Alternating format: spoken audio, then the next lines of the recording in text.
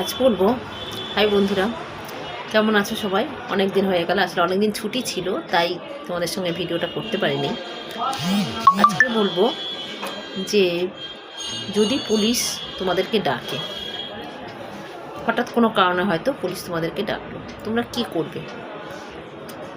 প্রথমে বলবো, একা তো কোনো দিন পুলিশের কাছে যাবে না।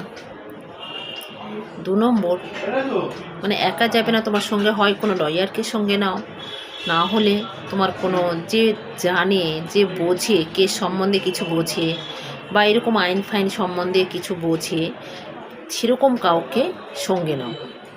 আর একটা দ্বিতীয় নম্বর হচ্ছে, যদি পুলিশ তোমার মোবাইলটা চায় তাহলে কিন্তু তুমি মোবাইলটা দেবে না।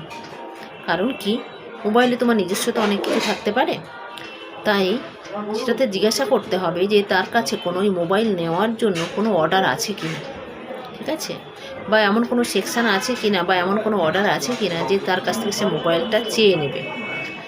সেক্ষেত্রে মোবাইলটা কিন্তু একদমই দেবে না।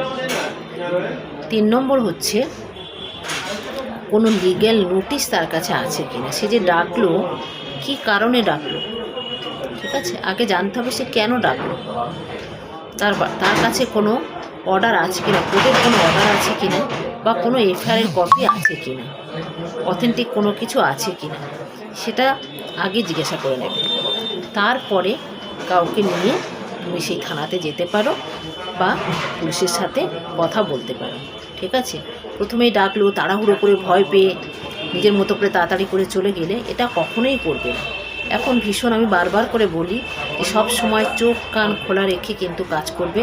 অনেকে পুলিশের মানে করে যে থানা থেকে বলছি বা পুলিশ আমি, এরকম নিজের একটা আইডেন্টিফিকেশান বলে দিল, কিন্তু আইডি কার্ড দেখাবে না।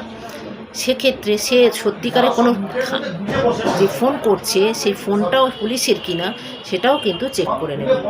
যখন তখন যেখানে যাবেও না।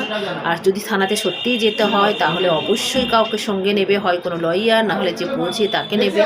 আর দ্বিতীয় যেটা বললাম, যেটা ফোনটাকে সঙ্গে সঙ্গে দেবে না। আর তার কাছে সে কোনো অথেন্টিক কোনো অর্ডার আছে কিনা বা কোনো এফআইআর কপি আছে কিনা জেনে তারপরে তার সাথে কথা বলবে, ঠিক আছে। ঠিক আছে বন্ধুরা, টাটা।